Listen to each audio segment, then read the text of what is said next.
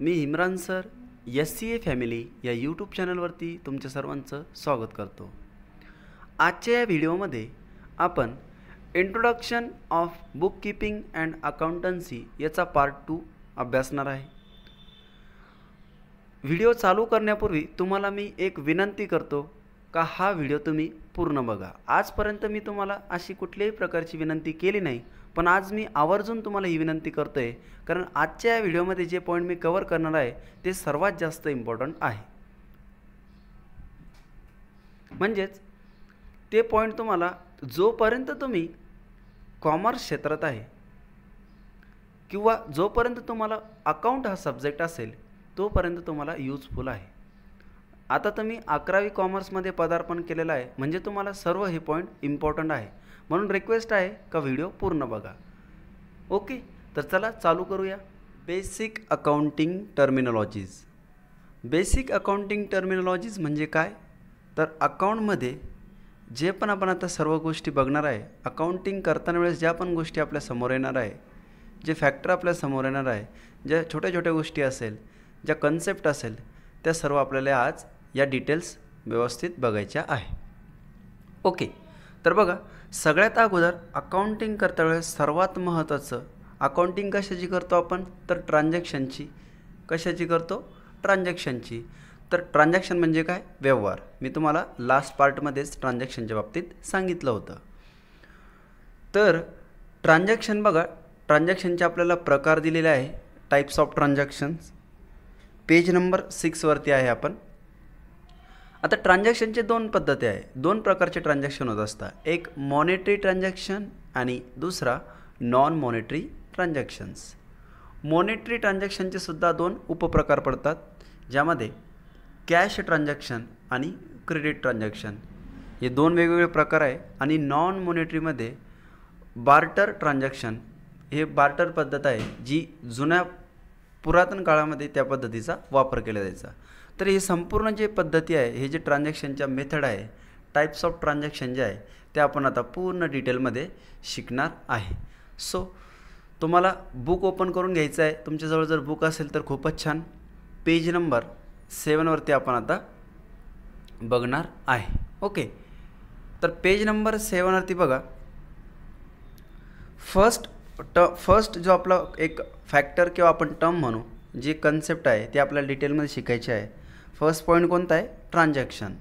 आता ट्रान्झॅक्शन म्हणजे काय, तर व्यवस्थित समजून घ्या। मी पुन्हा एकदा तुम्हाला रिकॉल करून देतो का आज आपण ज्या पूर्ण व्हिडिओमध्ये कन्सेप्ट शिकणार आहे, ह्या तुमच्यासाठी लाईफ टाईम कामाच्या आहे। जो पण विद्यार्थी कॉमर्सचा असतो त्याच्या जीवनात अकाउंट हा सब्जेक्ट शेवटपर्यंत असतो, आणि अकाउंटिंग करता वेळेस तुम्हाला या सर्व गोष्टी फायद्यात पडणार आहे, उपयोगात पडणार आहे। म्हणून हा व्हिडिओ तुमच्यासाठी very very very very very, असं किती वेळेस जरी व्हेरी व्हेरी म्हटलं तरी ते कमी पडेल, इतका तो इम्पॉर्टंट आहे। ऑल राईट, सो स्टार्ट करू। सर्वात पहिले ट्रान्झॅक्शन म्हणजे काय आपण ते बघू। Exchange of goods and service between two person or parties for money or money's worth is known as transactions. बघा, ट्रान्झॅक्शन म्हणजे काय, व्यवहार म्हणजे काय, तर दोन व्यक्तीमध्ये एक तर वस्तूची देवाणघेवाण झाली पाहिजे किंवा सर्व्हिसची देवाणघेवाण झाली पाहिजे, आणि त्या बदल्यात त्यांनी पैसा दिला पाहिजे किंवा वस्तूही देऊ शकतो, अशी प्रकार आहे। म्हणजे वस्तूच्या बदल्यात वस्तू किंवा वस्तूच्या बदल्यात पैसा, हे जेव्हा याचं देवाणघेवाण जे एक्सचेंज जे होतं दोन व्यक्तीमध्ये, त्याला काय म्हटलं जातं, ट्रान्झॅक्शन। फॉर एक्झाम्पल, जसं तुम्ही किराणा दुकानमध्ये जाता, 1 किलो साखर घेतली, तर 1 किलो दुकानदारकडून काय करतो आपण, 1 किलो साखर घेतो, 1 किलो शुगर घेतो, आणि त्या बदल्यात काय करतो, 1 किलोची जितकी किंमत आहे, जितके त्याचे पैसे झाले त्या साखरेची, ते त्याला देतो। म्हणजे त्याला 1 किलोच्या बदल्यात आपण पैसा देतो आणि त्याच्याकडून काय घेतो, साखर घेतो, त्याला काय म्हटलं जातं, ट्रान्झॅक्शन। क्लिअर आहे। आता आपल्याला याचे टाईप्स बघायचे आहे। तर फर्स्ट टाईप आहे मॉनेटरी ट्रान्झॅक्शन। आता मॉनेटरी ट्रान्झॅक्शन म्हणजे काय, तर व्यवस्थित बघू आपण।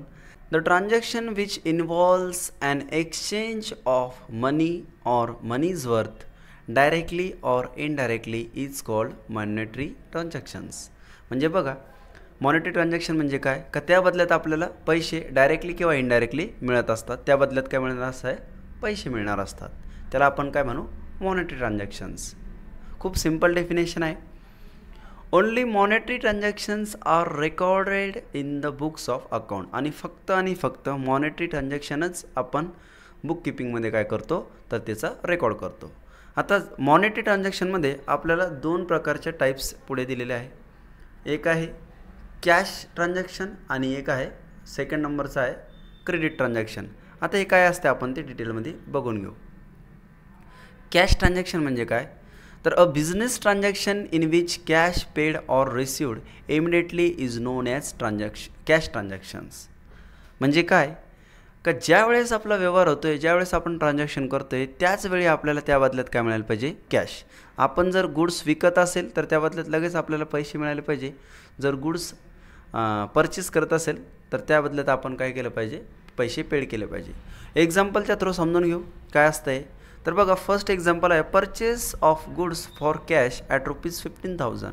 म्हणजे आपण आपल्या बिझनेससाठी काही गुड्स परचेस केल्या, मग 15,000च्या गुड्स आपण घेतल्या, वस्तू घेतल्या आणि त्या बदल्यात काय दिलं, लगेच कॅश त्याच्या हातात दिली समोरच्या व्यक्तीच्या हातात आपण काय केले, ₹15,000 टेकवले.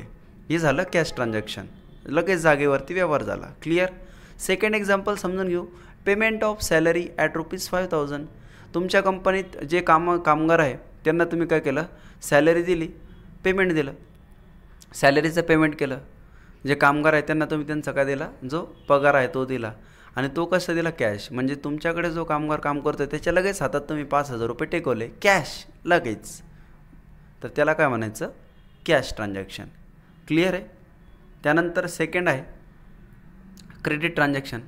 क्रेडिट ट्रान्झॅक्शन म्हणजे काय आता बघू. Yes, credit transaction. A credit transaction is a one in which cash is not paid or received immediately at the time of a transaction but it is paid or received at a later date. हे पण खूप simple आहे. Credit transaction म्हणजे काय, उधारीवर झालेला व्यवहार. मराठीत अर्थ तसं मी सांगतच असतो तुम्हाला, पण इंग्लिशमधून अर्थ लवकर समजत असतो. क्रेडिट म्हणजे काय, उधारीवरती जे आपण ट्रान्झॅक्शन केले. आता याचा अर्थ काय होतो, तर ज्या वेळेस आपण व्यवहार करतो आहे तर त्याच वेळेस आपण त्या बदल्यात पैसे देतो नाही किंवा घेतही नाही. आपण पैसे पेड पण करत नाही आणि त्या बदल्यात पैसे रिसिव्ड पण होत नाही. मग सर हे होता कधी, तर काही काळानंतर एक दुसऱ्या डेटला आपण ते ठरवू शकतो. मग दुसरी डेट कोणती असू शकते किंवा वेळ पण असू शकते. सपोज आपण सकाळी ट्रान्झॅक्शन केलं आणि जर समोरचा व्यक्ती आपल्याला म्हणला का संध्याकाळी देतो, असं होऊ शकतं. मग संध्याकाळी देतो म्हणजे काय, सकाळी जे व्यवहार होतो तो तर उधारीवरतीच होतो आहे ना, त्याला काय म्हणणार आपण, क्रेडिट ट्रान्झॅक्शन. एक्झाम्पलच्या थ्रू समजून घेऊ. फर्स्ट एक्झाम्पल आहे goods sold on credit to mister Aman at ₹8,000. अमनला काय केलं, तर गुड्स सोल्ड केल्या, विकल्या 8,000च्या. पण त्या बदल्यात काय झालं, कोणत्या बेसिसवर केलं तिला स्पष्ट क्लिअर आहे, स्पष्टपणे दिलेलं आहे आपल्याला, क्रेडिट बेसिसवर म्हणजे उधारीवरती. तर आता उधारीवरती विकले असेल तर अमनने तर आपल्याकडून गुड्स घेऊन गेल्या 8,000चे, पण त्या बदल्यात तेव्हा पैसे दिले असेल का, यस ऑर नो, तर आन्सर इज नो. नंतर पैसे कधीतरी तो आपल्याला देईल. त्याच पद्धतीने सेकंड एक्झाम्पल आहे sold machinery to mister Amar Singh on credit at ₹20,000. Amar सिंगला आपण काय केलं, 20,000ची मशिनरी विकलीच. आता ती विकली कशी, तर क्रेडिटवरती. म्हणजे मशिनरी तर अमर सिंग घेऊन गेला आपल्याकडून, पण त्या बदल्यात त्याने त्यावेळेस पैसे दिले नाही, तो नंतर कधीतरी देईल. याला काय म्हणायचं, क्रेडिट ट्रान्झॅक्शन. क्लिअर आहे, खूप सिंपल आहे. त्यानंतर मी ज्या पण गोष्टी तुम्हाला सांगतो आहे ह्या तुम्ही व्यवस्थित लिहून घ्यायचे आहे, किंवा तुम्ही व्यवस्थित लिहून घेण्यापेक्षा तुम्ही सध्याला याच्यावर फक्त फोकस करा.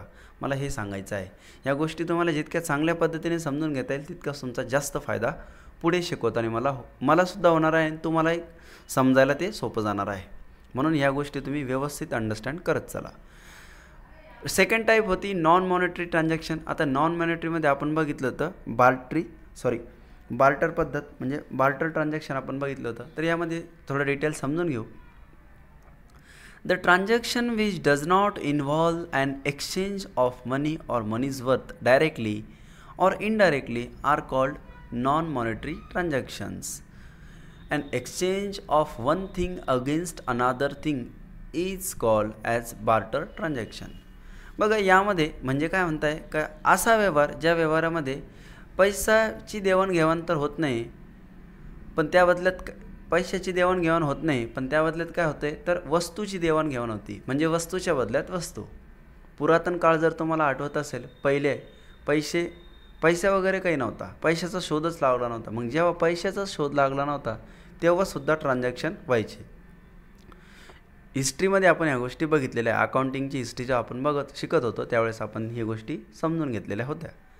तर बाळांनो, मग जेव्हा पैशाचा शोध लावला नव्हता तेव्हा हे व्यवहार व्हायचे. मग व्यवहार व्हायचे कसे तर एका वस्तूच्या बदल्यात दुसऱ्या वस्तू दिल्या जायची. ती वस्तू ठरलेली असायची. सपोज 1 किलो गहू आपण असं जायझूम करू. पूर्वी काय 1 किलो गहूच्या बदल्यात जर आपण दुसऱ्या व्यक्ती काय करायचा 1 किलो बाजरी देईल, 1 किलो तांदूळ देईल, त्याला जे द्यायचा तो, पण वस्तूच्या बदल्यात वस्तू एक्सचेंज करायचा. त्या ट्रान्झॅक्शनला काय म्हणायचं बार्टर ट्रान्झॅक्शन. ओके, तर ह्या झाल्या ट्रान्झॅक्शनच्या 2 पद्धती, टाईप्स आपण आज व्यवस्थित बघितलेलं आहे. आता पुढे ज्या काही गोष्टी मी सांगणार आहे त्यासुद्धा खूप इम्पॉर्टंट आहे. छोट्या छोट्या गोष्टी आहे पण इम्पॉर्टंट आहे. Number 1 entry. आता एंट्री म्हणजे काय हा प्रश्न एंट्री तुम्हाला शेवटपर्यंत लक्षात ठेवायची आहे. एंट्री म्हणजे काय तर समजून घ्या. Recording of a business transaction in the proper form or method in the books of account is called an entry. Entry म्हणजे काय का एखाद्या ट्रान्झॅक्शनला आपण ज्या पद्धतीने बुकमध्ये रेकॉर्ड करतो त्याला काय म्हणायचं एंट्री.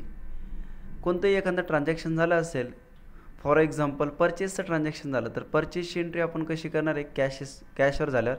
ही कदाचित तुम्हाला मी आता सांगितल्यावर कळणार नाही, पण डिटेलमध्ये तुम्हाला पुढे ते समजणार आहे. परचेसची आपण एंट्री कशा पद्धतीने करत असतो तर purchase account debit to cash account या पद्धतीने ही एंट्री होत असते. मग ही एंट्री जी आपण मी आता जे तुमच्या समोर एक जर्नलचं सांगितली तर त्याला काय म्हणतो आपण entry. Purchase account debit to cash account याला काय म्हणायचं entry. Okay. Narration. A brief explanation of the business transaction for which an entry is passed is called as narration. It is always given in the bracket below the journal entries and it usually start with the word being or for. बघा narration म्हणजे काय तर आपण जी ही entry करणार आहे त्याच्या खाली एका ब्रॅकेटमध्ये त्या एंट्रीच्या बाबतीत थोडंसं डिस्क्रिप्शनमध्ये म्हणजे त्याला डिस्क्रिप्शन म्हणू किंवा थोडक्यात लिहित असतो. आता याची सुरुवात कशी करत असतो आपण बीइंग किंवा फॉर या शब्दाने. नरेशनची गरज काय असती, नरेशन आपण का लिहितो कारण जर एखादा नॉन कॉमर्स पर्सन असेल किंवा ज्याचं बॅकग्राऊंड कॉमर्सचं नसेल त्यालासुद्धा ती एंट्री समजली पाहिजे कळाली पाहिजे त्यासाठी आपण ही एंट्री करत असतो. ओके. त्यानंतर आहे goods. The term goods refer to merchandise commodities articles or things in which a traders trades. म्हणजे बघा का गुड्स म्हणजे काय तर गुड्स काय असते ते एक्झाम्पल तर सांगतोच, एकदा आपण रीड करून घेऊ. दीज आर परचेस और manufactured for the purpose of sales and to earn profit. Example तर तुम्हाला जास्त समजेल. एक्झाम्पल बघा नंबर 1 दिलेलं आहे medicines are goods for chemist. म्हणजे जे मेडिकलवाला जो व्यक्ती असतो जो व्यक्ती गोळ्या म्हणजे टॅबलेट्स जे सिरप्स वगैरे असतात याचं काय करतो विक्री करतो. म्हणजे जो मेडिकलवाला जो असतो आपण त्याला म्हणतो. तर मेडिकलवाल्यासाठी त्याच्या गुड्स कोणत्या असेल तर त्या टॅबलेट्स त्याच्या मेडिसिन आहे. मेडिसिन म्हणजे मग टॅबलेट्स असू शकतात, त्यामध्ये जे वेगवेगळ्या प्रकारचे टॅबलेट्स असेल त्या बॉटल्स असेल औषधीच्या त्या सर्वच्या काय असेल त्या मेडिसिन त्या केमिस्टसाठी गुड्स असेल. सेकंड एक्झाम्पल बघा vegetables are goods for the vegetable vendor. म्हणजे जो भाजीपाला विक्रेता आहे त्याच्यासाठी गुड्स काय असेल तर तो जे भाजी विकतोय त्या असेल त्यासाठी गुड्स. म्हणजे बेसिकली काय तर ज्या पण गोष्टीचं आपण प्रोडक्शन करतोय किंवा विक्री करतोय किंवा त्यासाठी परचेस करतोय तर त्या आपल्यासाठी काय असेल गुड्स असेल. इतकं सिंपल आहे. ओके. गुड्स शब्द महत्त्वाचा आहे. जर नाव दिलेलं असेल तर मग आपण डायरेक्ट नाव शो करू शकतो, पण जेव्हा नाव नसतं त्यावेळेस आपण काय म्हणणार आहे त्याला गुड्स म्हणणार आहे. ओके. तर त्यानंतर आपल्याला बघायचं आहे नेक्स्ट पॉईंट जो पण इम्पॉर्टंट आहे कॅपिटल ऑर ड्रॉविंग. फर्स्ट आपण बघणार आहे capital. The total amount invested into the business by the owner is called capital. Excess of asset over the liabilities is also called as capital.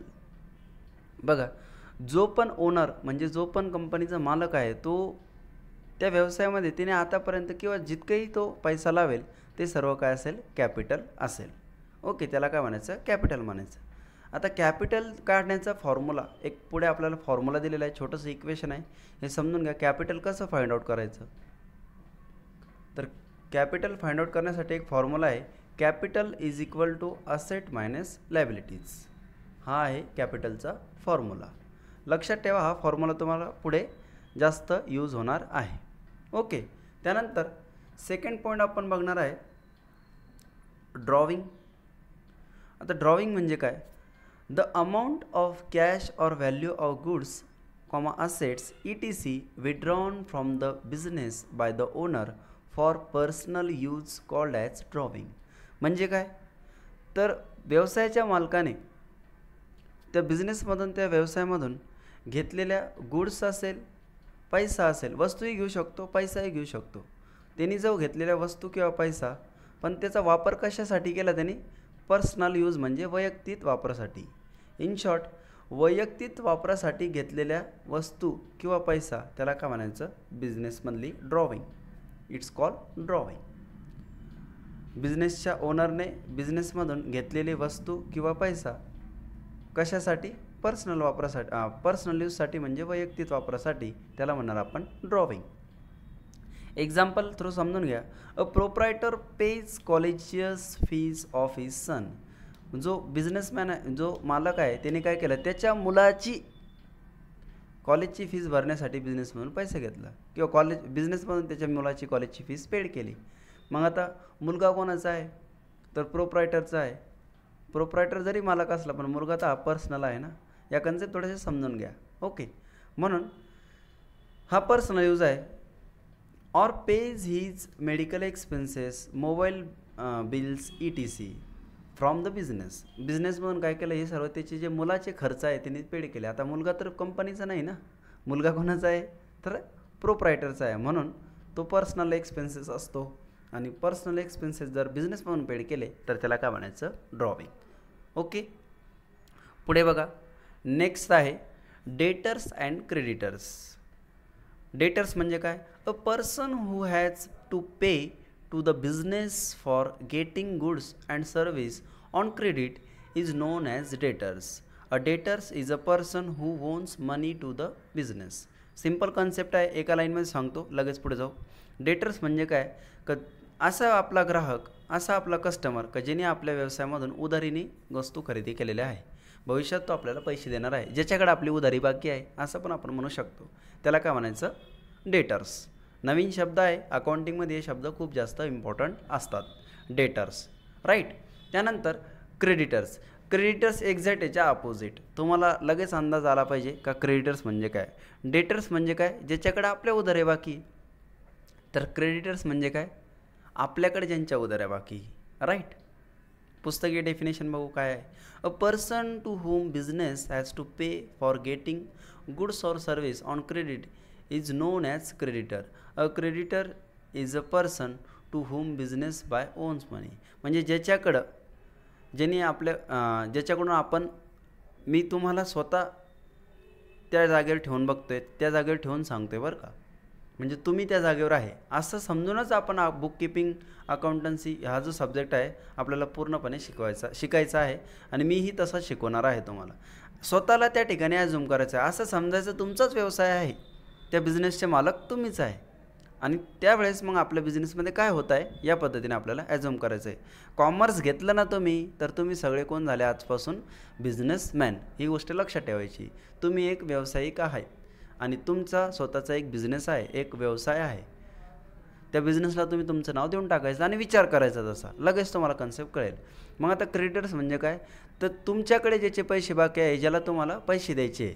पैसे कशाचे देणार, तुम्ही एकतर त्याकडून गुड्स खरेदी केले असेल उधारीवरती किंवा सर्व्हिस घेतली असेल उधारीवरती, त्या बदल्यात तुम्ही त्याला पैसे देणार आहे. फुकट थोडी पैसे देणार आहे, काहीतरी घेतलं असेल त्याच बदल्यात तुम्ही त्याला पैसे देणार आहे, राईट.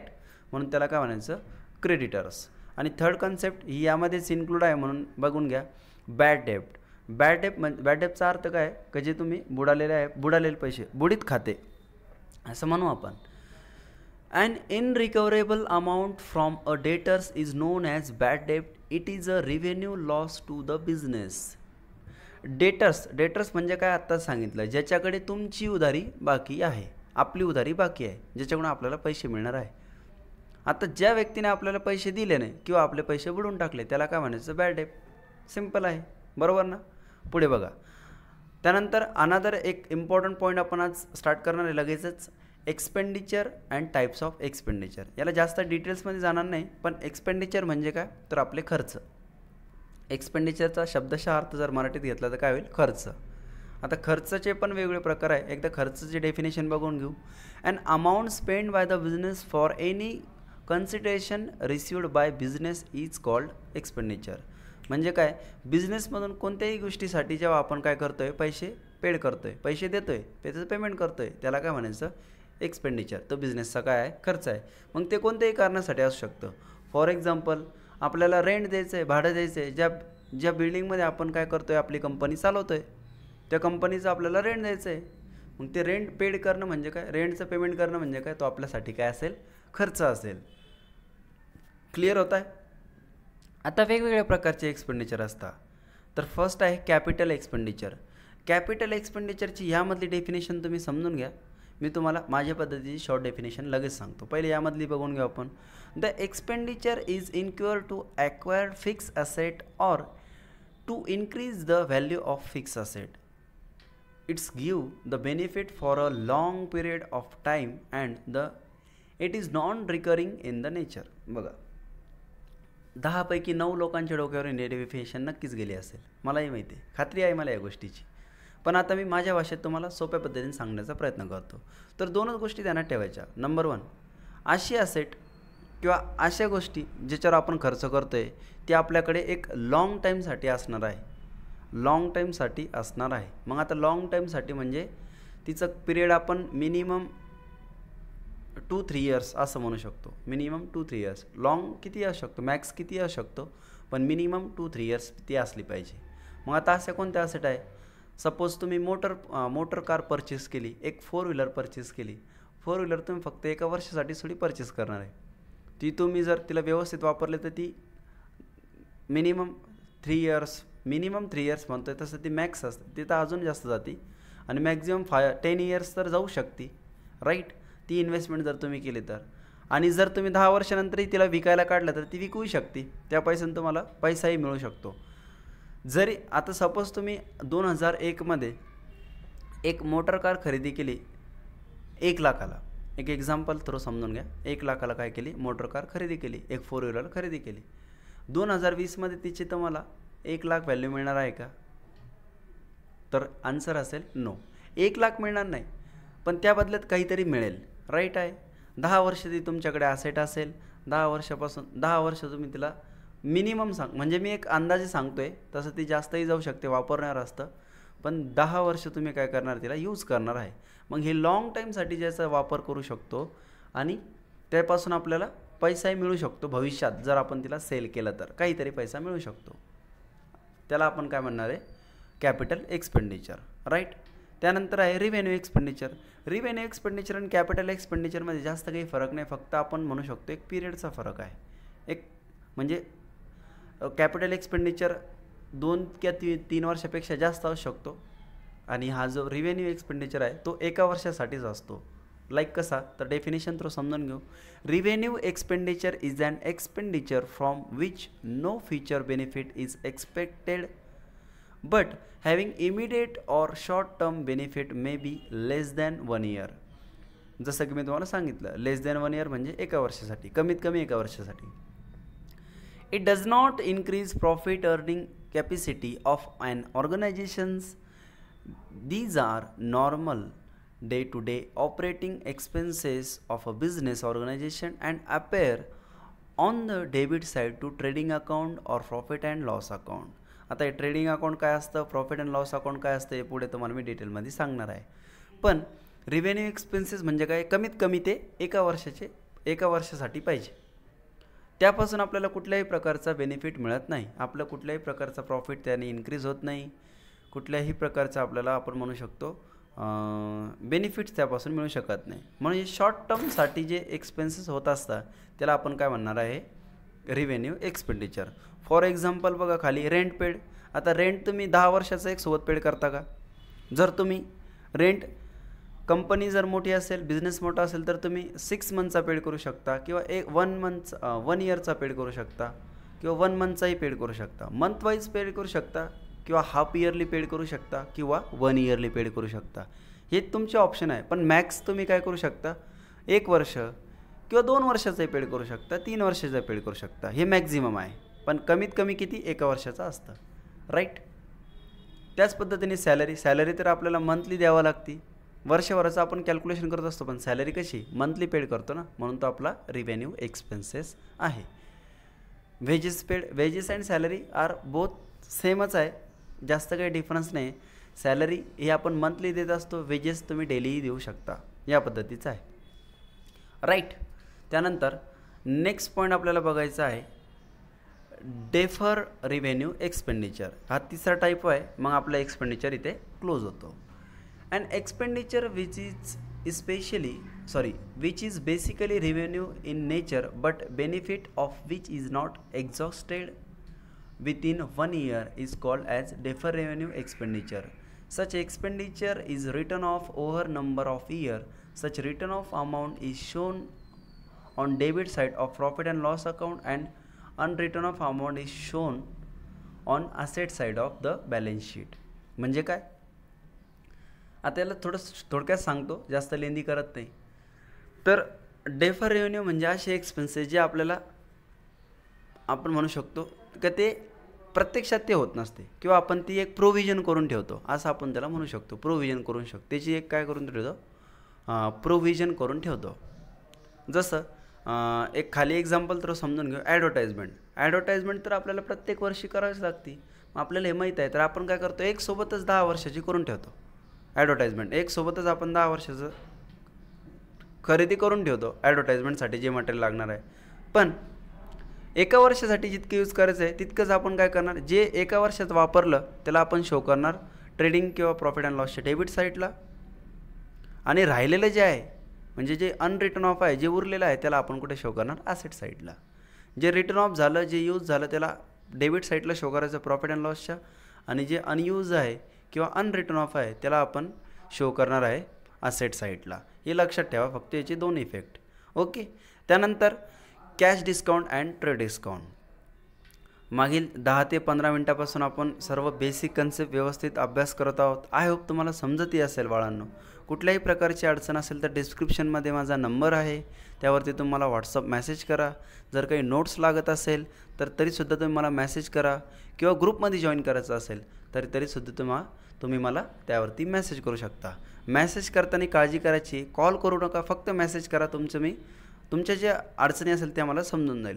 मेसेजमध्ये फक्त तुम्ही तुमचं नाव, क्लास आणि जी नोट्स लागते त्याचं नाव इतकं जरी पाठवलं तरी चालेल. आणि जर ॲड करायचं असेल तर ग्रुपमध्ये, तर फक्त ग्रुपमध्ये ॲड करा असंही पाठवलं तरी मी अंडरस्टँड करून घेईल. All right. त्यानंतर बघणार आहे cash discount and trade discount. Discount, आता डिस्काउंट म्हणजे काय हे पहिले समजून घ्या, त्यानंतर त्याची आपण पद्धत समजून घेऊ. Discount is a concession or allowance given by the seller to purchaser. डिस्काउंट म्हणजे काय, तर आपल्याला ती सूट, मराठीचा अर्थ जर घेतला त्याचा अर्थ काय होतो, सूट. ठरलेल्या किमतीपासून काहीतरी कमी किंमत आपण काय करतो, एक तर घेतो किंवा देतो, त्याला म्हणायचं डिस्काउंट. आता डिस्काउंटचे 2 प्रकार आहे. एक आहे ट्रेड डिस्काउंट. ट्रेड डिस्काउंट म्हणजे काय, शॉर्टकट सांगतोय, टाईम घेत नाही. ट्रेड डिस्काउंट म्हणजे काय, तर वस्तूवरती आपण काय करतो, डिस्काउंट देतो. आणि लक्षात ठेवा दुसरी महत्त्वाची गोष्ट त्यामध्ये, का ट्रेड डिस्काउंट आपण कुठेही अकाउंटमध्ये शो करत नाही.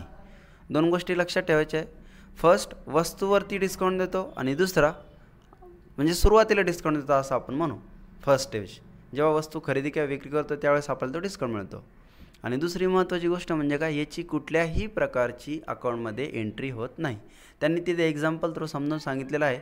1000च्या गुड्स आहे, पण त्याबदल्यात किती 950चेच आपण काय केलं, गुड्स घेतल्या असं त्यांनी शो केलेलं आहे. म्हणजे 50 रुपयाचं काय आहे, ट्रेड डिस्काउंट आहे. क्लिअर आहे. त्यानंतर कॅश डिस्काउंट. कॅश डिस्काउंट म्हणजे काय, तर कॅश डिस्काउंट म्हणजे दोन गोष्टी लक्षात ठेवायच्या आहे. हा फायनल पेमेंटच्या वेळेस डिस्काउंट दिला जातो. म्हणजे फायनल जेव्हा आपल्याला आता कॅश द्यायची आहे, म्हणजे पेमेंट द्यायचं आहे, द्यायचं आहे किंवा घ्यायचं आहे, दोन्ही वेळेस बरं का. सेलिंगच्या वेळेस पण हा डिस्काउंट यूज होतो आणि परचेसच्या वेळेस पण होतो. दोन्ही वेळेस हा यूज होतो, म्हणून लक्षात ठेवायचं आहे. फर्स्ट स्टेप काय म्हणजे फर्स्ट इम्पॉर्टंट काय पॉईंट काय असेल तर हा फायनल पेमेंटच्या वेळेस दिला जातो. आणि सेकंड इम्पॉर्टंट काय तर याचा आपण अकाउंटमध्ये रेकॉर्ड करतो. या दोन गोष्टी लक्षात ठेवायच्या आहे. ऑल राईट, चला आपण पुढे बघूया. सॉल्वंट अँड इनसॉल्वंट या दोन महत्त्वाच्या गोष्टी आहे. या तुम्हाला जर व्यवस्थित समजल्या तर नक्कीच तुमचा जास्त फायदा होईल.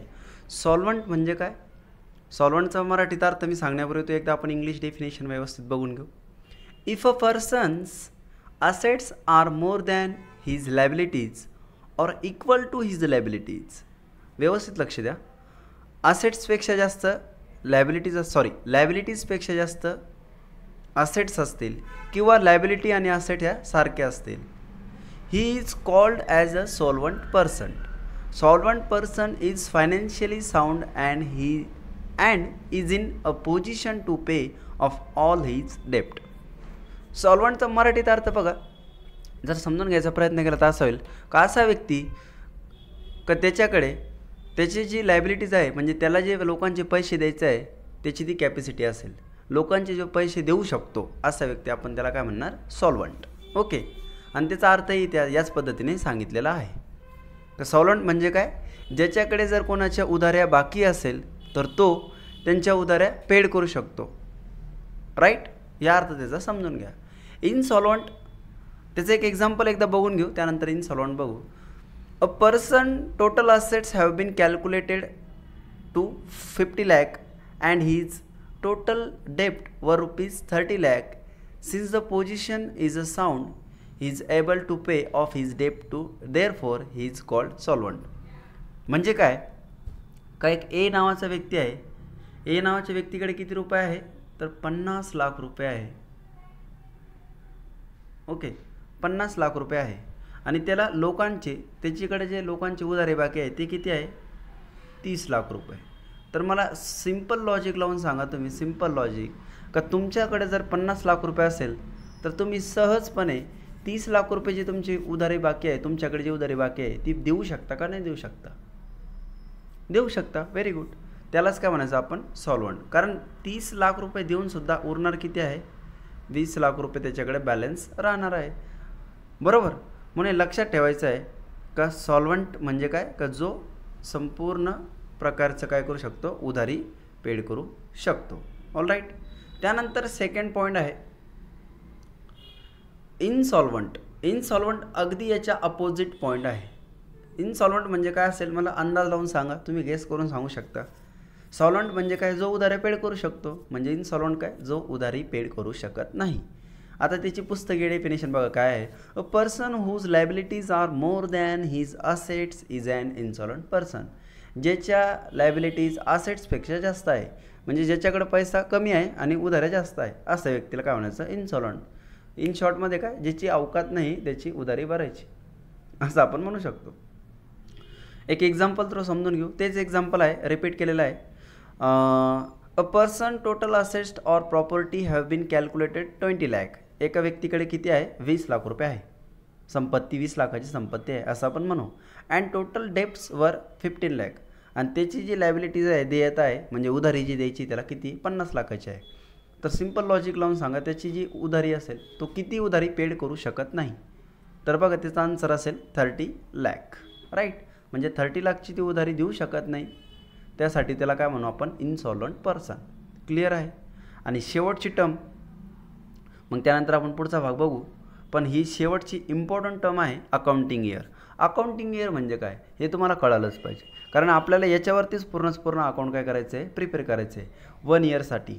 अकाउंटिंग इयर किती महिन्याचं असतं तर बघा त्याची इन्फॉर्मेशन आहे. It is the period of 12 months for which account are maintained and closed by the proprietor. Earlier the proprietors were following any accounting year. एक्झाम्पलमध्ये बघा calendar year or financial year or any other year as per traditions. But now for the income tax purpose an accounting year start on 1st April and end म्हणजेच close on 31st March. At the end of accounting year, a proprietor has a prepare trading account, profit and loss account, and balance sheet to find out the financial position of the business. Speed थोडंसं स्पीडमध्ये वाचण्याचं कारण असं आहे, कारण व्हिडिओची length थोडीशी जास्त होण्याचा संकेत दिसत आहे, म्हणून मी थोडं कमी करण्याचा प्रयत्न करतो आहे. अर्थ याचा समजून घ्या. अकाउंटिंग इयर एका वर्षासाठी बनवलं जातं. जनरली जर विचार केला तर एका वर्षासाठी म्हणजे किती महिन्याचं असेल ते, तर 12 महिन्याचं असेल, राईट. आता याची सुरुवात अकाउंटिंग इयरची सुरुवात बघा कधी होत असती, 1 एप्रिल 2000 मे बी जे वर्ष असेल ते 1 एप्रिलला त्याची सुरुवात करायची, एप्रिल महिन्याच्या 1 तारखेला, आणि बरोबर 12 महिन्यानंतर म्हणजे 31 मार्चला ते आपल्याला क्लोज करायचं आहे. आता काही मुलांना असा प्रश्न पडू शकतो का सर ह्याच डेटला का? आपल्याकडं तर वेगवेगळ्या प्रकारचे आपलं कॅलेंडरचं जर इयर बघितलं तर ते 1 जानेवारीला सुरू होत आहे आणि 31 डिसेंबरला संपत आहे. जर काही ट्रेडिशनल असू शकतं ते 1 जूनलाही सुरू होतं. शैक्षणिक वर्ष जर तुम्ही विचार केला तर ते 1 जूनला सुरू होतं, जुलैला संपतं, राईट. मग सर त्या डेटला का नाही असा तुम्हाला प्रश्न पडू शकतो. का अकाउंटिंग इयरसाठी हे वेगळं इयर का, ही वेगळी डेट का? तर बघा, टॅक्स जो गव्हर्नमेंट टॅक्स आपल्याकडून घेत असतो, तर टॅक्स कॅल्क्युलेट करण्यासाठी गव्हर्नमेंटने काय केलेलं, त्यांचं एक वेगळं इयर, सेपरेट इयर तयार केलेलं आहे. ते सर्व वेगवेगळ्या फील्डमधून, मग वेगवेगळ्या कंपन्याकडून असून द्या, कोणत्याही ट्रेडिशनकडून असून द्या, टॅक्स घेण्यासाठी त्यांच्याकडून 1 एप्रिल ते 31 मार्च ह्या कालावधी असतो. आता तुम्ही जर GSTचेही जर इन्स्टॉलमेंट बघितल्या तर त्या क्वार्टरली असतात, 3-3 महिन्याच्या. जानेवारी, फेब्रुवारी, मार्च हे एक क्वार्टर आहे, त्यानंतर एप्रिल, मे, जून हे दुसरं क्वार्टर आहे. क्वार्टर हे सर्व मी डिटेलमध्ये तुम्हाला अजून सांगणारच आहे, पण आपलं फर्स्ट चॅप्टर आहे आणि तुम्हाला जास्त भीतीही नाही वाटली पाहिजे, म्हणून मी तुम्हाला इन शॉर्टमध्ये सांगण्याचा प्रयत्न करतो आहे. तुम्ही असंच जर शेवटपर्यंत आपल्यासोबत जोडून राहिले तर तुम्हाला सर्व प्रकारचे व्हिडिओ, सर्व प्रकारची माहिती, यूजफुल माहिती ती तुम्हाला मिळेल आणि अगदी तुमच्या भाषेत. विषय कसा आहे का अगदी तुमच्या भाषेत, जे तुम्हाला समजेल अशा भाषेत मी एक्सप्लेन करायचा प्रयत्न करेन. ओके, म्हणून चॅनलला तुम्ही सबस्क्राईब करून घ्या आणि लाईक करत जा. म्हणजे कसं आहे, रिक्वेस्ट यासाठी करतो आहे कारण मला मोटिवेशन मिळेल बाळांनो. तुम्ही लाईक जर केलं तर मला वाटेल यार तुम्हाला ते समजतं आहे, आणि तुम्हाला जर समजलं तर माझा उत्साह वाढेल आणि मी अजून पटापट तुमच्यासाठी व्हिडिओ अपलोड करेल. ओके, तर अकाउंटिंग इयरच्या बाबतीत हे लक्षात ठेवायचं आहे. सर अजून एक गोष्ट, का अकाउंटिंग इयर जे तुम्ही प्रिपेअर करायचं म्हणताय ते तर प्रिपेअर म्हणजे काय करायचं, काय प्रिपेअर करायचं, अकाउंट कोणकोणते प्रिपेअर करायचे, तर लक्षात ठेवा फायनान्शियल पोझिशन. बुक किपिंग आपण का करतो, तर फायनान्शियल पोझिशन आपल्याला अंडरस्टूड व्हावा, यासाठी ती कळावा.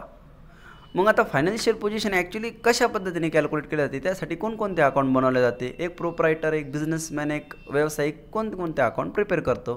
तर यामध्ये बघा शेवटच्या सेंटेन्समध्ये दिलेलं आहे, सेकंड लास्ट लाईनमध्ये, profit and loss, first trading account, second profit and loss account and third balance sheet. हे 3 अकाउंट जर आपण बनवले तर आपल्याला फायनान्शियल पोझिशन काय आहे ते समजून येईल. These all account are necessary, हे लक्षात ठेवा. याची आपल्याला खूप जास्त गरज असते. फायनान्शियल पोझिशन समजण्यासाठी हे खूप गरजेचे आहे. याच्याशिवाय आपल्याला फायनान्शियल पोझिशन कळू शकत नाही. म्हणून कोणताही अकाउंटंट जर असला तर तो हे अकाउंट बनवणारच. ओके, क्लिअर होतं आहे. आणि हे अकाउंट आपल्याला किती 12 महिन्यासाठी बनवावे लागतात. चला तर पुढे बघूया. मग आता हे अकाउंट काय आहे ते आपण डिटेलमध्ये एकदा बघून घेऊ. Trading concern and not for profit concern, 2 वेगवेगळ्या प्रकारचे आपल्याला कन्सेप्ट, पण म्हणजे कंपनीचे प्रकारसुद्धा दिलेले आहे. कंपनी जी असते त्याचेसुद्धा प्रकार आहे बाळांनो. बिझनेस जो असतो त्याचेही प्रकार असतात. अकाउंट तर तुम्हाला समजणारच आहे डिटेलमध्ये, पण कंपनी कोणती हे सुद्धा. आता कंपनीचे 2 वेगवेगळे प्रकार आहे. एक आहे ट्रेडिंग कन्सर्न आणि एक आहे नॉन ट्रेडिंग कन्सर्न किंवा not for profit trading concern. मराठीत एकदा शुद्ध तुमच्या भाषेत अर्थ समजून सांगतो, नंतर पुस्तके तुम्हाला जी सेंटेन्स आहे रीड करून सांगतो. ट्रेडिंग कन्सर्न म्हणजे काय, जिचा उद्देश पैसा कमवणे.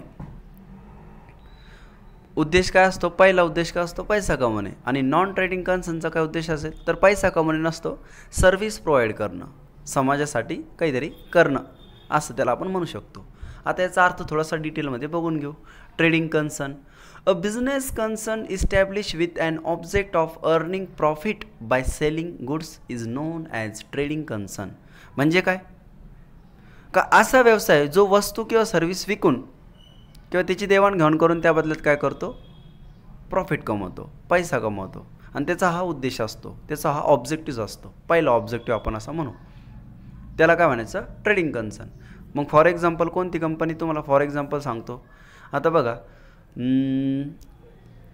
रिलेटेड एक्झाम्पल सांगतो. बजाज कंपनी लिमिटेड किंवा हिरो होंडा कंपनी लिमिटेड, जे टू व्हीलरची कंपनी आहे, त्या काय करतात, तर गाडी प्रोड्यूस करतात, टू व्हीलर प्रोड्यूस करतात, ते विकता मार्केटमध्ये, त्यापासून पैसा कमवतात. तर ती कोणती कन्सर्न आहे, ट्रेडिंग कन्सर्न. सिम्पल आहे. त्याच्या अपोजिट आहे नॉट फॉर प्रॉफिट कन्सर्न.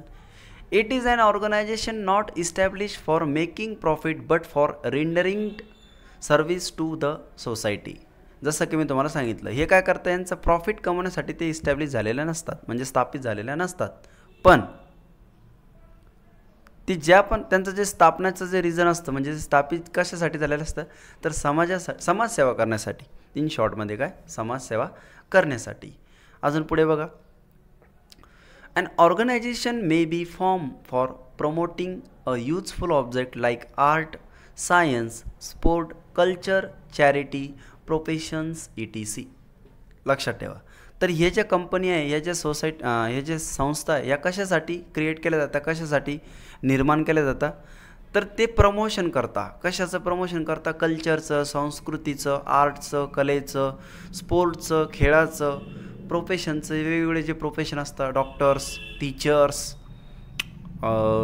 वकील ज्याला आपण म्हणतो, या प्रकारचे जे प्रोफेशन आहे त्यांना प्रमोटिंग करण्यासाठी सुद्धा यांचं स्थापना होत असते. राईट आहे. एक्झाम्पल थ्रो बघा पुढे दिलेला आहे. स्कूल्स, शाळा कशासाठी केली जाते, शाळा शिक्षणासाठी, एज्युकेशन देण्यासाठी. हॉस्पिटल्स कशासाठी, तर ट्रीटमेंट करण्यासाठी असतं. आता त्यापासून पण पैसा कमवताच, हा वेगळा उद्देश आहे. पण ॲक्च्युली त्याचा मेन मोटो काय असतो, तर समाजसेवा, लोकांना बरं करणं, हा उद्देश आहे त्यांचा. स्पोर्ट क्लब, त्याच्यापासून लोकांना खेळायला मिळालं पाहिजे, म्हणून स्पोर्ट क्लब क्रिएट केले जातात. राईट. तर ह्या 2 टाईपचे एक्झाम्पल आहे, 2 टाईपच्या कंपनी आहे. हे तुम्हाला लक्षात ठेवायचं आहे. 12th क्लासमध्ये तुम्हाला याच्यावरती सेपरेट चॅप्टरच आहे. 15 मार्काला, 12 मार्काला तुम्हाला, म्हणजे 12 मार्क्स, 15 मार्क्ससाठी तुम्हाला यावरती स्पेशल क्वेश्चनही येत असतो. म्हणून हे चॅप्टर तुम्हाला, हे ज्या कन्सेप्ट आहे ह्या समजणं महत्त्वाचे आहे. 12th क्लासमध्ये आपण याच्यावरती स्पेशल चॅप्टर शिकणार आहे. ओके. त्यानंतर आहे another concept, goodwill. Goodwill may be described as an aggregate of those intangible attributes of a business which contributes to its superior earning capacity over a normal return or investment. It may arise from such attributes as favorable locations, the ability and skill of its employees and management, quality of its products and service, customer satisfaction, ETC. गुडविलची खूप विचित्र अशी definition आहे. सोप्या भाषेत सांगतो, समजून घ्या. गुडविलचा मराठीत अर्थ आहे बाळांनो नावलौकिक, किंवा आपण त्याला असं म्हणू शकतो तुमच्या बिझनेसचं मार्केटमध्ये असलेलं रेप्युटेशन. पुढे बघा त्यांनी शॉर्ट टर्म्समध्ये दिलेलं आहे. Goodwill is a reputation of business express in term of money. म्हणजे मार्केटमध्ये तुमचे जे व्यवसायाचं एक नाव आहे, त्याला आपण मनीमध्ये कॅल्क्युलेट करायचं, एका पैशामध्ये त्याचे व्हॅल्युएशन करायचं. ते नंतर तुम्हाला गुडविलच्या वेगवेगळ्या पद्धतीने 12वीमध्ये आणि पुढे चालून पण पुढचे जे नेक्स्ट चॅप्टर येणार आहे आपल्या 11th क्लासचे, त्यामध्येही ही कन्सेप्ट चांगल्या प्रकारे कळेल. पण लक्षात ठेवा, गुडविल एक अशी ॲसेट आहे जी डोळ्याने तुम्हाला दिसत नाही, पण ती असती. म्हणजे कस्टमर, समाजामध्ये जे लोक आहेत त्यांच्या मनात तुमच्या बिझनेसच्या विषयी असलेली रिस्पेक्ट, म्हणजे त्याला आपण म्हणू शकतो गुडविल. ओके. त्यांनी अजून एक सेंटेन्स दिलेलं आहे शॉर्टमध्ये, goodwill is an intangible asset. म्हणजे ती एक इमॅजिनरी आहे, इनटँजिबल आहे, ज्याला तुम्ही स्पर्श करू शकत नाही, जी तुम्हाला दिसत नाही, काल्पनिक असं आपण म्हणू शकतो. All right. त्यानंतर नेक्स्ट आहे प्रॉफिट ऑर लॉस. प्रॉफिट म्हणजे काय, तर नफा. लॉस म्हणजे काय, तर तोटा. आता प्रॉफिट कन्सेप्ट समजून घेऊ. When the selling price of goods is more than the cost price, it is a profit. म्हणजे काय, सेलिंग प्राईस काय, कॉस्ट प्राईस काय, ह्या 2 कन्सेप्ट पहिले समजून घ्या, मग नंतर तुम्हाला पुढे ते कळून येईल. सेलिंग प्राईस म्हणजे काय, विक्री किंमत. राईट. आणि कॉस्ट प्राईस म्हणजे काय, जी तुमची बनवण्याची किंमत आहे ती, मॅन्युफॅक्चरिंग प्राईस आपण असंही म्हणू शकतो त्याला. म्हणजे एखादा पेन बनवायला जर तुम्हाला 8 रुपये लागत असेल, फॉर एक्झाम्पल एक पेन प्रोड्यूस करायला, मॅन्युफॅक्चर करायला तुम्हाला किती रुपये लागत आहे, 8. आणि मार्केटमध्ये तुम्ही त्याला 8लाच विकणार आहे का, इतकं मूर्ख तर कोणीच राहणार नाही बाबा. त्याच्या मागून आपल्याला काहीतरी मिळालं पाहिजे ना. ट्रेडिंग कन्सर्नमध्ये तर ह्याच गोष्टी असतात. तर मग तोच पेन मार्केटमध्ये तुम्ही जर 10 रुपयाला विकला, तर त्यापासून जो 2 रुपये तुम्हाला एक्स्ट्रा मिळाले आहे त्याला काय म्हणायचं, प्रॉफिट. जे एक्स्ट्रा मिळालं त्याला म्हणायचं प्रॉफिट. क्लिअर आहे. इथे एक एक्झाम्पल दिलेलं आहे. If goods are sold for 50,000 and all expenses during the period amounted ₹30,000 then the profit is ₹20,000. Simple example आहे का गुड्स विकल्या कितीला 50,000ला, पण त्या बनवण्याच्या दरम्यान जे तुम्हाला खर्च लागला तो लागला 30,000चा. तर मग जे तुम्हाला 50,000 मिळाले म्हणजे 20,000 जे एक्स्ट्रा मिळाले त्याला काय म्हणायचं, प्रॉफिट म्हणायचं. क्लिअर आहे. थोडंसं स्पीड घेतो आहे, लक्ष द्या व्यवस्थित. त्यानंतर आहे आपल्याकडे लॉस. लॉस म्हणजे काय, याच्या बिलकुल अपोजिट असेल. Cost price of goods is more than is it's selling price, it is a loss. Loss decreases the capital of business. त्यानंतर लॉसमुळं काय होतं तेही सांगितलेलं आहे. लॉस म्हणजे काय, तर तुम्हाला जो बनवण्यासाठी खर्च लागलेला आहे तो जास्त असेल विक्री किंमतपेक्षा. म्हणजे तुम्ही जितक्याला विकलं, सपोज एक्झाम्पल थ्रू समजून घेऊ. If goods are sold 50,000 and all expenses during the period amounted ₹60,000. म्हणजे गुड्स विकल्या कितीला, 50,000ला, 50,000ला, पण ते बनवण्यासाठी खर्च किती लागला, ते विक्रीपर्यंत खर्च किती लागला, ₹60,000. मग ₹10,000 कुठं कमी पडले ना, ₹10,000 तुम्हाला कमी मिळाले. मग जे कमी मिळाले ते काय असेल, तुमचा लॉस. तुमचा खर्च झाला 60,000 पण त्या बदल्यात मिळाले 50,000, म्हणजे 10,000 काय असेल, लॉस. आणि लॉसमुळे काय होतं, तुमचं जे कॅपिटल आहे ते सुद्धा बिझनेसचं डिक्रीज होतं, हे सुद्धा लक्षात ठेवा. त्यानंतर थर्ड पॉईंट आहे इन्कम. इन्कम म्हणजे काय, जे आपल्याला बिझनेसमध्ये जे इन्कम होत असतं, जे आपल्याला येत असतं, आपले जे प्रॉफिट आहे किंवा जे वेगवेगळ्या प्रकारचे इन्कम असतात. बघा, income it is a revenue arise as a result of business transaction. It is a amount receivable or realise from service provide and earnings from interest, dividend, commission, ETC. म्हणजे बिझनेसमध्ये बघा, हे इन्कम आपण कसे म्हणू शकतो, तुमचा बिझनेस रन होतो आहे आणि तुम्ही काय केलं, बिझनेस करता करता एखाद्या ठिकाणी गेले, कोणाला तुम्ही चांगल्या पद्धतीचं गायडन्स दिलं, ऑडिट दिलं, असंही काम होऊ शकतं. किंवा एखाद्याला तुम्ही ॲडवाईस केलं तर त्याबद्दल तुम्हाला कमिशन मिळालं, किंवा एखाद्याचा तुम्ही माल विकून दिला तर त्याबद्दल तुम्हाला कमिशन मिळालं, तर ते सुद्धा तुमचं काय असेल, इन्कम असेल. त्यानंतर revenue it is income that a business has from its normal business activities usually from the sales of goods and service to customer. म्हणजे कस्टमरला जे आपण सर्व्हिस दिल्या जातो, कस्टमरला गुड्स विकल्या जाते किंवा त्यांना सर्व्हिस दिल्या जाते आणि त्यापासून जो आपल्याला इन्कम म्हणतो, आपण जे प्रोडक्शन करतोय ते प्रोडक्शन तुम्ही मॅन्युफॅक्चर केलेल्या वस्तू ग्राहकांना विकल्या आणि त्यापासून जो तुम्हाला पैसा मिळणार आहे तो तुमचा काय असेल, रिव्हेन्यू इन्कम असेल. लक्षात ठेवा, रिव्हेन्यू इन्कम म्हणजे रिव्हेन्यू असेल, तुमचा जो प्रॉफिट असेल. ओके. आता यानंतर सेकंड लास्ट पॉईंट बघणार आहे ॲसेट्स, लायबिलिटीज अँड नेटवर्थ. हे तिन्ही वेगवेगळे पार्ट आहे. आता ॲसेट्सवरती मी तुम्हाला जास्त डिटेलमध्ये सांगतच नाही, ॲसेट्सचे फक्त टाईप्स समजून सांगतो आहे. ॲसेटवरती मी स्पेशल व्हिडिओ बनवलेला आहे, तुम्ही प्लेलिस्टमध्ये जाऊन चेक करू शकता. ॲसेट म्हणजे काय, तर तुमची संपत्ती. And physical thing or right own that has a monetary value, it is called as an asset. The ownership of asset must be with business unit. Example दिलेलं आहे land, goodwill, patents, computer, ETC. Assets म्हणजे काय, संपत्ती जिच्यावरती तुमचा हक्क आहे, मालकी हक्क जिच्यावरती तुमचा आहे, अशी वस्तू जिच्यावरती तुमचा मालकी हक्क आहे तिला काय म्हणायचं, ॲसेट्स. आता ॲसेट्सचे प्रकार बघू. पहिली आहे fix oblique non current asset. हे दोन्ही नाव लक्षात ठेवा. फिक्स ॲसेट जास्त युजफुल आहे तुम्हाला, तर फिक्स ॲसेट म्हणून जरी लक्षात ठेवलं तर चालेल. फिक्स ॲसेट म्हणजे काय, जिचा वापर जास्त वेळेसाठी असतो, लाँग टर्मसाठी असतो आणि जिच्यावरती आपण डेप्रिशिएशन कॅल्क्युलेट करू शकतो. लक्षात ठेवा. त्यानंतर करंट ॲसेट म्हणजे काय, तर जी एक कमी पिरियडसाठी आपल्याकडे असते आणि जी इन्क्रीज डिक्रीज होत असते. फिक्स ॲसेट ही कॉन्स्टंट असते, ही लाँग टाईमनंतर तिच्यामध्ये चेंजेस येऊ शकतो. पण करंट ॲसेटमध्ये कसं आहे, आपण म्हणू शकतो मंथली किंवा इयरली त्याच्यामध्ये काय असतो, चेंजेस होत असतो, इन्क्रीज डिक्रीज होत असतो, म्हणून त्याला म्हणायचं करंट ॲसेट. अँड लास्ट आहे फिक्सिशियस ॲसेट. फिक्सिशियस ॲसेट म्हणजे काय, तर जी तुम्हाला डोळ्याने दिसत नाही. पहिलं तर अर्थ समजून घ्या, जी डोळ्याने दिसतच नाही, राईट, जी डोळ्याने दिसत नाही. फॉर एक्झाम्पल गुडविल जसं मी तुम्हाला सांगितलं, तर तिला म्हणायचं फिक्सिशियस ॲसेट. जर तुम्हाला अजून डिटेलमध्ये शिकायचं असेल तर पुन्हा रिक्वेस्ट करतो आहे, व्हिडिओ तुम्ही बघू शकता आपल्या प्लेलिस्टमध्ये जाऊन. ओके. लास्ट आहे लायबिलिटीज. लायबिलिटीज पण इन शॉर्टमध्ये सांगणार आहे. लायबिलिटीज म्हणजे काय, तर देयता. Amount payable by the business to other is known as liabilities. म्हणजे काय, जे बिझनेसला इतर व्यक्तींचे काय द्यायचे, पैसे द्यायचे, त्याला आपण काय म्हणू, लायबिलिटीज. इट इज अ डेप्ट or amount due from the business to other for the benefit received by the business unit. Example, loan taken, creditors, bank OD म्हणजेच bank overdraft, outstanding expenses ETC. बिझनेसचे जे देयता आहे, जर कोणत्या बँकेकडून loan घेतला असेल तर ते द्यावं लागेल, आज न उद्या द्यावं लागेल. कोणाचं आपल्याकडे उधारी बाकी असेल ते द्यावं लागेल. आउटस्टँडिंग एक्सपेन्सेस असेल पेड करायची ते द्यावं लागेल. या सर्वाला आपण काय म्हणायचं, लायबिलिटी.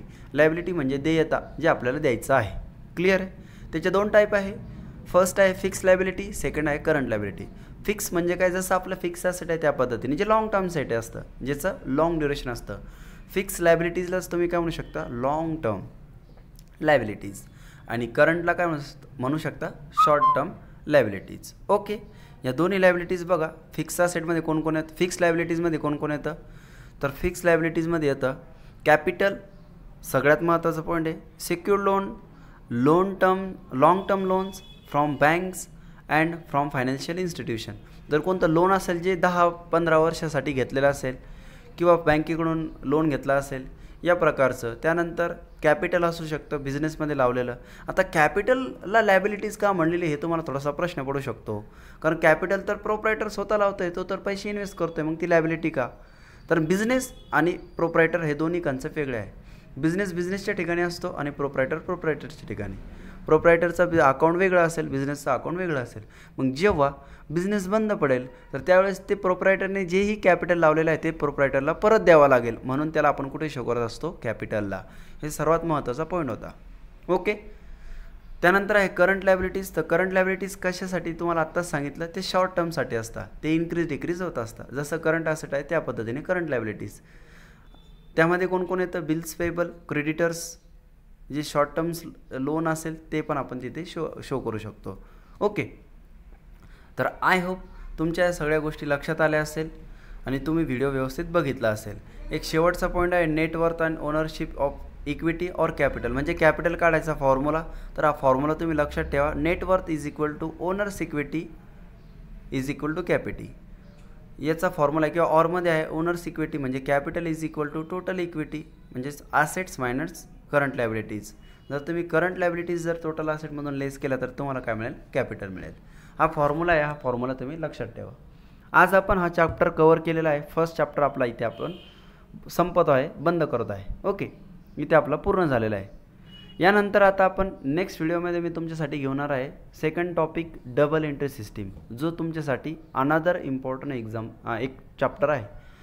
अकाउंट BKचे जितकेही सुरुवातीचे चॅप्टर आहे ना, हे सर्व तुमच्यासाठी इम्पॉर्टंट आहे. जर सुरुवातीचे 1-2 किंवा 4 म्हणजे 4 नंबरपर्यंत जरी तुम्हाला व्यवस्थित समजलं, त्यानंतरचे चॅप्टर तुम्हाला ॲटोमॅटिकली इझी होऊन जाईल. हे माझं तुमच्यासोबत म्हणजे मी वचन देतो तुम्हाला. तर जर तुम्हाला सुरुवातीचे 1-2 चॅप्टर तुमच्या व्यवस्थित लक्षात आले, त्यानंतर तुम्हाला एकदम ते इझी जाईल. म्हणून तुम्ही फर्स्ट, सेकंड, थर्ड या चॅप्टरला जास्त व्यवस्थित लक्ष द्या. त्यानंतर तुम्हालाच कळून जाईल का अकाउंटिंग किती सोपं आहे.